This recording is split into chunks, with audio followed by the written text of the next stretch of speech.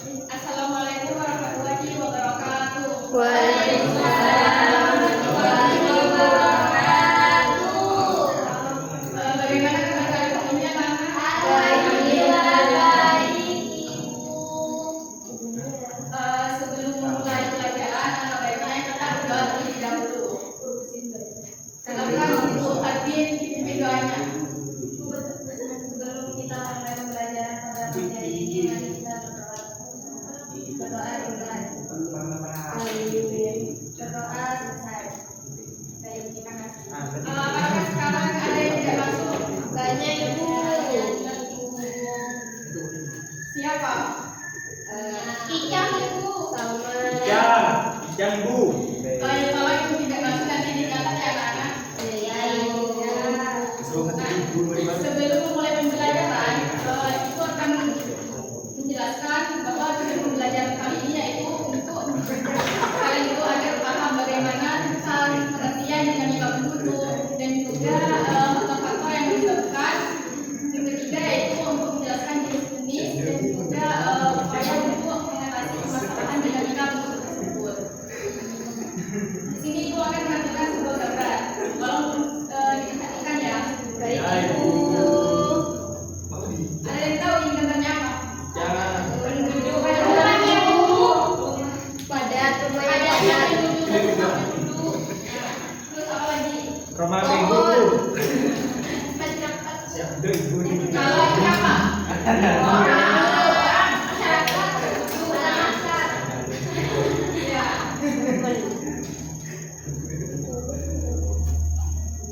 Jadi dinamika penduduk adalah perubahan jumlah penduduk pada suatu wilayah yang disebabkan oleh tiga faktor. Yang pertama yaitu ada kelahiran atau natalis, yang kedua yaitu kematian atau mortalitas, sedangkan yang ketiga yaitu ada perpindahan atau juga migrasi. Nah, ada yang tahu bagaimana hasil sensus penduduk di tahun sekarang itu ada berapa? Tidak tahu. Masih belum sensus mulai ya Bu. Oh iya. Apakah ada peningkatan jumlah penduduk atau masih kurang? Bertambah. Ya. Berdasarkan data kependudukan dunia, Indonesia itu mencapai urutan keempat setelah China, India, dan juga Amerika Serikat. Jumlah penduduk Indonesia itu ada berapa, anak? 7. Berapa?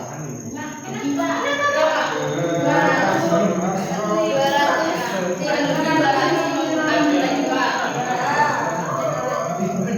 Nah, itu tadi kita menjelaskan bahwasanya faktor yang mempengaruhi dinamika penduduk itu ada tiga. Yang pertama, kelahiran. Nah, kelahiran itu merupakan angka yang mencerminkan bahwa bayi yang lahir dari sejak 1000 penduduk per tahun. Nah, jumlah kelahiran itu dipengaruhi oleh beberapa faktor. Yang pertama, ada yang tahu kenapa? Kenapa Ibu? Coba, Awalia, faktor yang mempengaruhi angka kelahiran. Angka kelahiran itu kan dipengaruhi oleh banyaknya orang yang menikah juga Ibu. Jadi semakin banyak orang yang menikah atau berumah tangga itu maka angka kelahiran itu akan meningkat Ibu. Karena kan pernikahan itu pasti akan memiliki keturunan. Nah, selanjutnya ada kematian. Angka kematian itu juga dengan mortalitas. Nah, itu merupakan angka yang menunjukkan jumlah kematian dari 1000 penduduk per tahun. Selanjutnya itu migrasi. Migrasi itu merupakan perpindahan penduduk dari suatu wilayah ke wilayah lainnya. Nah, dan juga migrasi itu terbagi menjadi dua, ada imigrasi dan juga emigrasi. Itu. Selanjutnya piramida penduduk. Nah, piramida penduduk merupakan suatu grafik yang menggambarkan bagaimana susunan penduduk itu berdasarkan usia tertentu. Dan juga piramida terdiri dari tiga. Yang pertama ada piramida atau estimasi. Dan yang kedua yaitu piramida penduduk dewasa atau stasioner. Dan yang ketiga yaitu piramida penduduk tua. Nah, selanjutnya dampak positif dari piramida penduduk yaitu yang pertama tersedianya tenaga kerja untuk meningkatkan produksi dalam memenuhi kebutuhan yang terciptakan. Yang kedua yaitu bertambahnya kebutuhan alasan dan pangan dan juga pakan sehingga itu akan berkembang jauh lebih besar. Selanjutnya meningkatnya investasi atau penanaman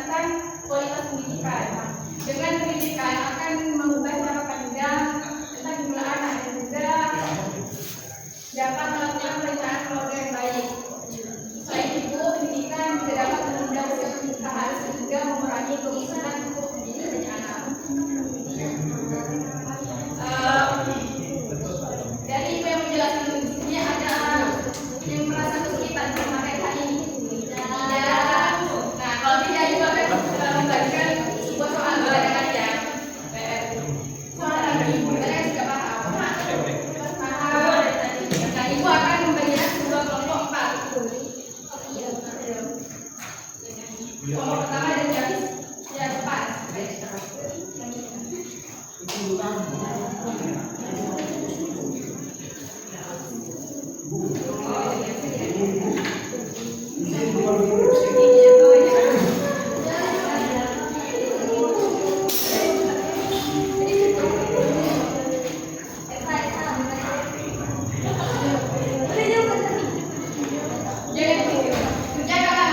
Jangan berisik ya. Iya. Ibu akan kasih waktu kalian 5 menit. Silakan kalian duduk di sini.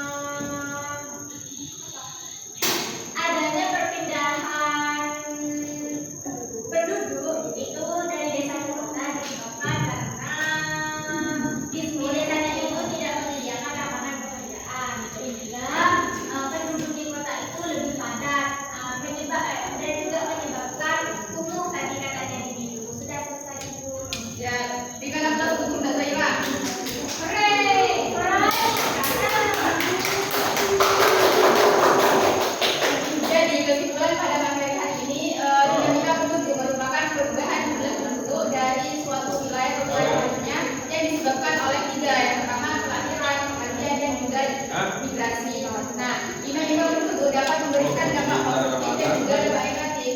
Oleh karena itu diberikan upaya seperti pemerataan pembangunan, PKB, dan juga peningkatan pendidikan untuk mewujudkan kesejahteraan masyarakat.